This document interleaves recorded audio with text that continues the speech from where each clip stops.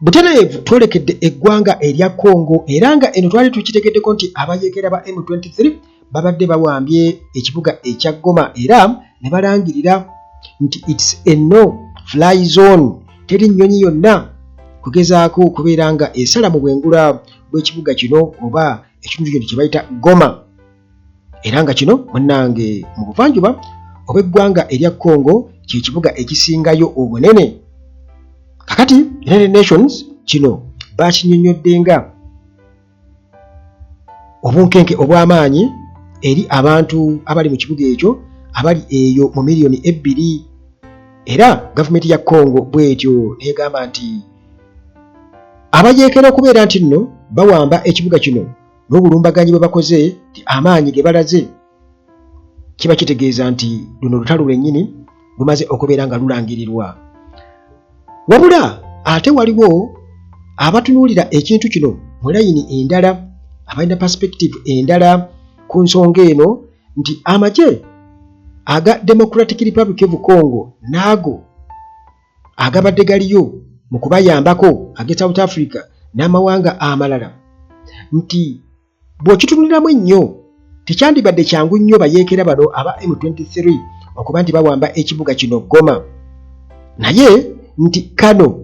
bo bakalabanga akakodyo nti yandiba trap oba akatego tebateze abayeekera ba M23 okuba nti bamalayo n'ogumu buto okubeera nti kakati ekibuga kino Goma bagenda kubeera nga bateekamu kumpi buli kimu n'amaanyi gaabwe gonna, then oluvannyuma nabo babazingeko amaanyi amapya nti gasuubirwa essaawa yonna. Eyo ndowooza y'abantu abamu. Pulezidenti wa DR Congo Felix Tshisekedi amaze okutegeeza nga bw'atagenda kubeera nga yeetaba mu summit mu lukuŋŋaana olwa East African Community olugenda okubeera nga munnange lubaayo era nga luno lwategekeddwa Pulezidenti wa Kenya William Ruto. Kati summit eno ebadde egendereddwamu okubeera nti baadressinga oba bakuba ttooki mu kusala entoto butebe bayinza okubeera nga bamalawo obuzibu mu kitundu kino ekyobuvanjuba bwa Democratic Republic of Congo kubanga era guno gwabadde mukisa ogutunuuliddwa okubeera nti nno oba oliawo abakulembeze ba East Africa bagenda kufuna okwogerezeganyaamu basobole okumanya butya bwe bagenda okubeera nga ensonga eno egonjoolwa. Okusinziira ku Felix Tshisekedi, omwogezi we ayitibwa Tina Salama era nga ali wamu n'owa pokopoko wa gavumenti ayitibwa Patrick Muyaya, bategeezezza nti okusalawo kwa president kuyimiridde ku kimu kwe kubeera nti munnange atunulire nnyo security eyo y'okwerinda by'eggwanga lino erya Congo, era bano batutegeezezza nti munnange okusinziira ku situation nga bweri mu ssaawa eno president wa DRC tagenda kubeera nga ate abeerayo mu summit eno. Salama bw'atyo bwe yategeezezza amawulire wali mu ggwanga erya Democratic Republic of Congo. Kakati era summit eno nga eyitiddwa President William Ruto owa Kenya yabadde egendereddemu munnange kubeera nti oba oliawo batuula babigaayigaayemu olwo bwe batyo bazuule eddagala ku mbeera egenda mu maaso, era nga President Felix Tshisekedi obutabaayo kiba kitegeeza nti kino kigenda kuba ate kikosezza nnyo embeera, era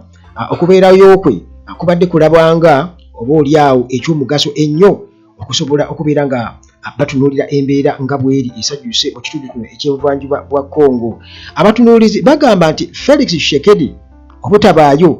kino munnange kiba kiragira ddala nti crisis eno mu DRC Congo nti ebyokwerinda bitunuuliddwa nnyo era nga biri mu mbeera kwegamba eyeraliikiriza nti President wa DRC Congo essaawa eno kyalabanga kyalibadde asooka okubeera nga atunuulira, kyalina okusooka okutunuulira, alina okusooka okubeera nga ahandlinga situation eyo nga tanaba kubeera nga ajja eno mu kwejubisa ne bakulembeze banne oba oliawo abalina ebigendererwa ebirala, era nti kino kiyinza okuba nga ate kigenda kukosa era okutuula kwawamu kw'aba pulezidenti aba East Africa okusobola okubeera nga banoonya oba banogera ekizibu kino eddagala. Ng'essaawa 48 tezinnaba kubeera nga ziggwako, abayeekera ba M23 ze babadde balangiridde nga ze bawadde nga ultimatum eri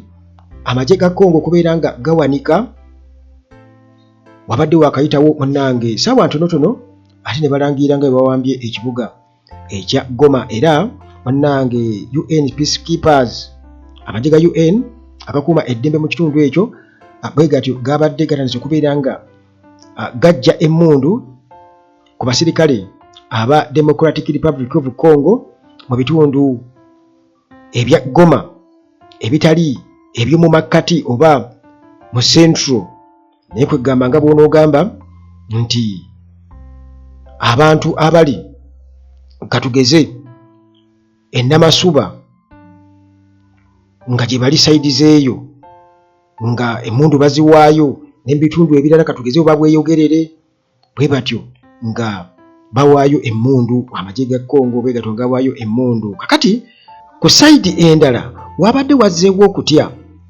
kubanga aba UN babadde batutegeeza nti abayeekera bano aba M23 babadde ate balaga nti boolekera eri enfeezo amagye ga Congo agabadde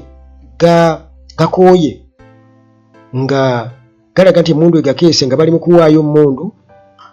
bwe batyo nga bwekweka mu bantu be bakozesa ng'engabo, kati nga bali ng'aboolekera eri amagye agawanise agawaayo emmundu eri ba peacekeepers aba UN, nekireetawo embeera ey'obunkenke. Twabadde tukitegeddeko nti UN Special Representative for Congo yabadde amaze okubeera nga alaga nti wabaddewo emergency meeting UN Security Council gye yatuuzizza, era nga eno yabadde emaze okukakasa nti airport yaggaddwa, enguudo zabadde zimaze okubeera nga zisalwako, nga n'embeera munnange bwetyo si ennungi yadde n'akamu, nga abantu bwe batyo babuliddwako gye badda. Enkumi n'enkumi z'abantu ababadde bagezaako okubeera nga badduka enjege eno nga badda e Rwanda, ba migration officers wali ku border nga basala bwe batyo babadde babakebera, nga buli omu bamukebera oba alina travel documents, oba tozirina muganda wange ekyo nakyo ate munnange kimu kitegeeza story ebeera ndala nnyo. Kakati munnange okusinziira ku magye g'e Congo bano babadde batutegeeza nti mu kugezaako okubeera nga balwanyisa abayeekera ba M23 ababadde bafunze ekyonga babadde bali wamu ne Allied Forces omuli UN peacekeepers wamu n'abasirikale okuva mu ggwanga erya South Africa, South African Development Community Mission abamanyikiddwa nga SAMIDRC, okwo kugatta munnange ne South African peacekeepers abalusuddemu akaba n'amagye abagwira aga South Africa gafiiriddwa 7 balambirira, era bino twabifunye okuva eri Defense Ministry eya South Africa. Okuviira ddala omwaka gwa 2021 gavumenti ya Congo wamu ne Allied Forces okuli ejje erya UN mission ery'abajaasi 1,400 bantu badde bagezaako kubeera nti nno